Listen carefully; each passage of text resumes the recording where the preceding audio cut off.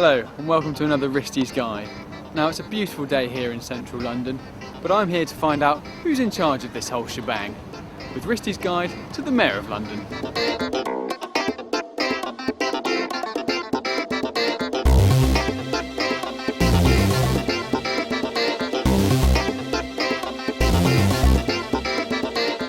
Behind these glass panels, the big decisions of the city are mulled over. Now where's the door? There's no one in. I made an appointment. I've got to find Boris. I've got some important questions I want to ask him. The recent media circus around knife crime in London has caused fear and panic among the peasants. Boris has duly responded with Operation Blunt. He strategically placed metal detectors at key underground stations in London in a vain attempt to stem the flow of criminality in the city. Boris? Boris? Boris? He's not here. This week's hot topic, knife crime. Boris Johnson's the newest Mayor of London. You might know him better for shows like Room 101, Dame Edna, and Have I Got News for You? I've got some important questions I'd like to ask him, but I just can't find him. During his time in power, Ken Livingstone developed a complex and structured outline to transform London into an eco-friendly city of the future. However, that costs money, and people don't like spending money. So Boris has ditched that idea and come up with something slightly simpler. That is simple. Simple.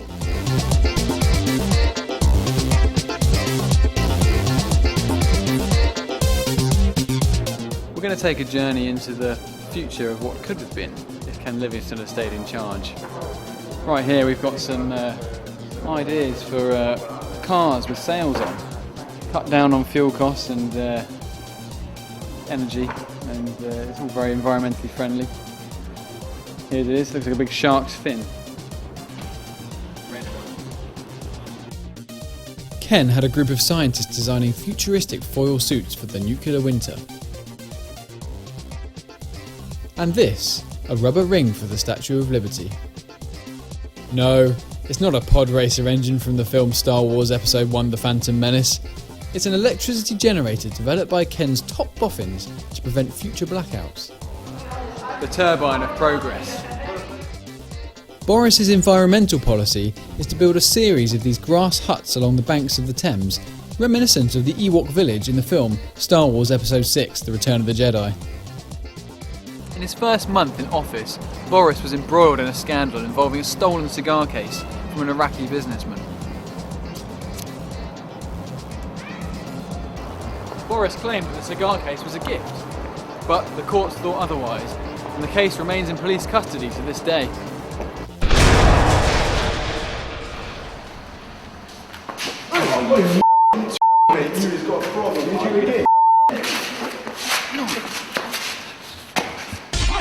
That's about all I can take. Now, if you've read a newspaper recently, you'll be fully aware that this is the kind of thing that's happening outside your front door right now. Gangs of hoodies are marauding the streets like packs of wild dogs. And something's got to be done. This is Boris's giant jelly bean. It's said that he takes a bite out of it every day on his way to City Hall.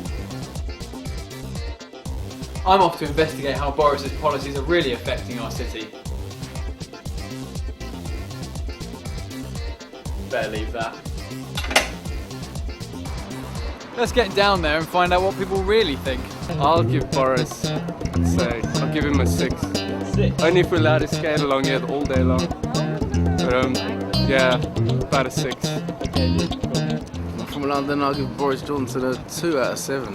2 out of 7? Why so low? Why so? I don't know, he hasn't really done nothing yet. I give Boris Johnson a 2. Okay. Will that do? That's fine. Excellent. I give Boris Johnson a 1.25 out of 7. I'd give Boris Johnson, 2.5, 3 out of 7. This is what the Dutch think. A very distinctive opinion in the way he says something about the town and what he wants to develop, and maybe in Dutch you should say it's no nonsense. She went on a bit. I don't know, he doesn't seem to be any different to the last guy really. I suppose halfway, 3.5. Yeah? 4 out of 7. We Boris Johnson 1 out of 7. Well, it's hard to argue with those stats. People around here clearly have a very low opinion of the mayor. He's got a lot of work to do to catch up. These enamel spheres positively represent Boris Johnson's bad attitude. So who's really in charge at City Hall? Is it Boris or the media tycoons?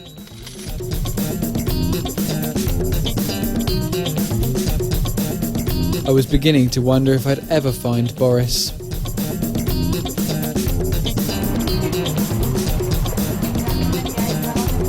That was a bit off. He's been kicked off the tube for trying to enjoy a foaming pint of nut brown ale.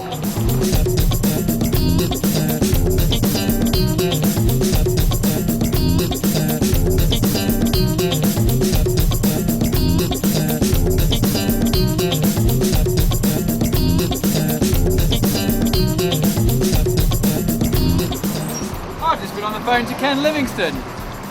He's not doing too well these days. He's told me to get down to the local pharmacy, pick him up a pack of Prozac.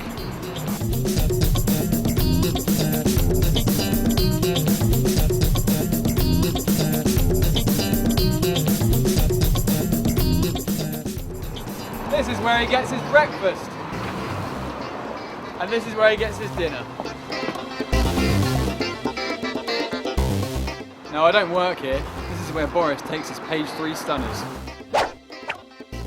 You didn't think those blonde locks were real, did you? This is where he gets his hair done. Boris's trendy blonde hair has attracted a lot of followers. Look at this gang. This part of the film was meant to be about bendy buses, but I couldn't find any. Boris had sent them all to a landfill, so I bought an ice cream instead.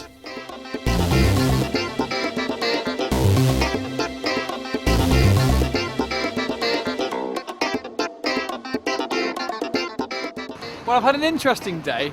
Unfortunately, I didn't get to talk to the man himself, but I hope that you've learned a little something about Boris and what his policies are about.